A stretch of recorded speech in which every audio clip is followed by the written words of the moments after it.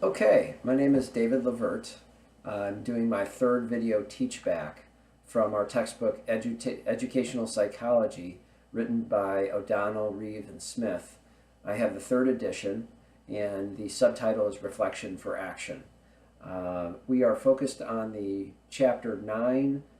The subtitle or heading of this portion of the book is Learning from Peers, and we are touching on a subject that is probably, in my opinion, maybe the most influential, is the social nature of students and how they can learn and grow, or maybe be challenged by others as peers versus just learning from a teacher.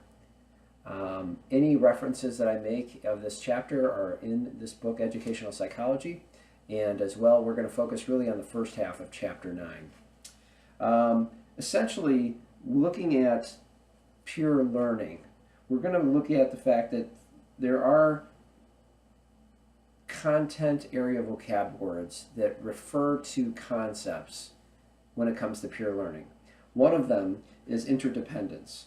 And basically, the underlying principle of that is that a group's members' goals, accomplishments, and accomplishments are linked together. And this is found on page 293. This concept, I'm an environmental science major, looking at being a science secondary education teacher. This concept is very true within the world of ecology, that as living species, we are all independent upon each other. And if one species passes away, another species, for example, if a whale passes away, it sinks to the bottom of the ocean. Species on the bottom of the ocean, like crabs and other smaller microorganisms, will end up feeding on that whale, and they live and are interdependent upon whales on occasion passing away.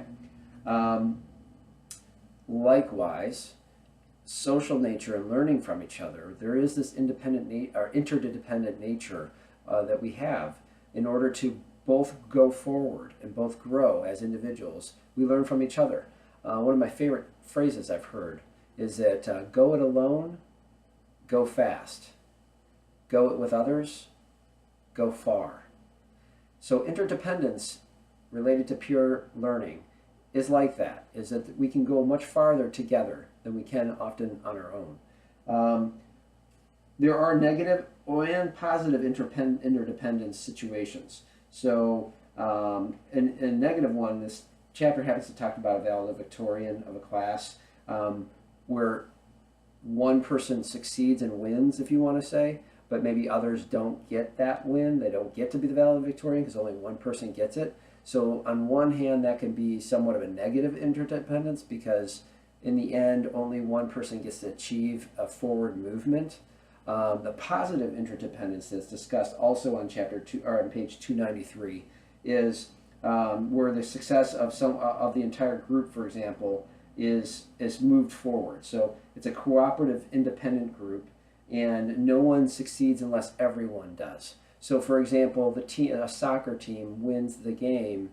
They win the game as a team because they need everybody to play. They need people to be able to defend well and play well on offense. They need a goalie that's able to protect their goal, and it requires each individual member for the team to succeed as a whole. Looking at chapter 9.1's table, table 9.1 in chapter 9, if we have the kind of positive interdependence, this can create a cooperative learning environment that can take place in our classroom. So according to chapter 9, page 294, this kind of learning is more successful, and it is also more producing more gains in individuals than other types of learning. What happens is that you end up having a positive relationship with your peers in class.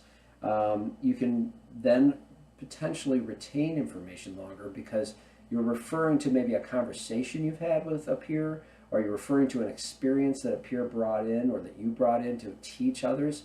Often people say as teachers, the best way to learn information or content is to teach it, and then we ourselves learn it better. So that's a great example of the cooperative learning. Social cohesion perspective on page 295 is also discussed. It's an approach to cooperative learning that relies on principles also of interdependence, where we learn together.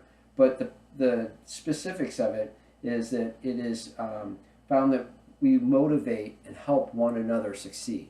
So there is this cohesion, just like water is cohesive, where there's surface tension because the water molecules stay together, and therefore a bug is able to stand on top of the water because of that adhesion to the side of, let's say, a beaker glass, and the cohesion of the water staying together so that the water molecules don't separate too fast, and the bug can stand on top. True also with us, that we are able to grow and stand stronger together, working together, and learning together. I was referring to some thinking back when we were looking at the subject that in classrooms today, they're often set up towards a more peer-oriented learning situation. Many of the new classroom designs include small group tables of like 4 or 6 students in a group, and have maybe 4 or 6 of those groups around the room, and that's the actual room setup on a daily basis, so that each group is able to learn from each other while also learning from the teacher, and the room's already set up that way. Also, for example, in science, labs are set up for peers to learn with and from each other. And the intent of the lab, in fact, the intent that we described to students that I was a part of when I was co-teaching in a substitute situation in a biology class, we were introducing the students to this new upcoming year's principles.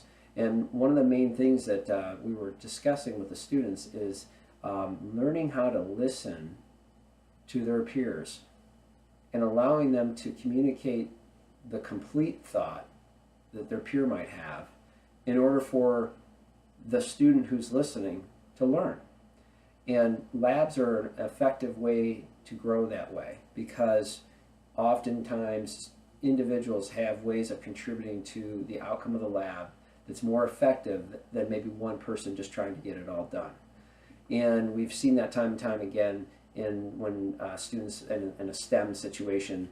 I was in a situation where we were building a model, 5 or 6 people with all different kinds of parts, and each person of the group added to how we would actually construct this model.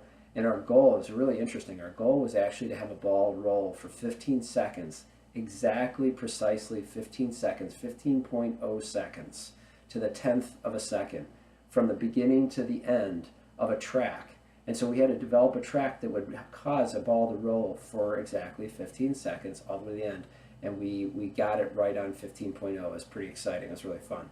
But it took us all bringing up ways and ideas to slow the ball down at times and to speed it up at other times and to keep it on the track at other times so that that goal would be accomplished. I mentioned that I was just going to focus on the first portion of this chapter because I just wanted to develop more examples, real world, of how we implement peer learning in the classroom today, and referring to this book, Educational Psychology, as a place that focuses on developing psychological methods that are tried and true, that have been learned about students and how we learn as students, and bringing out some of those principles in what I was saying today. So with that being said, this is again chapter 9 on educational psychology, and my third teaching. Thank you.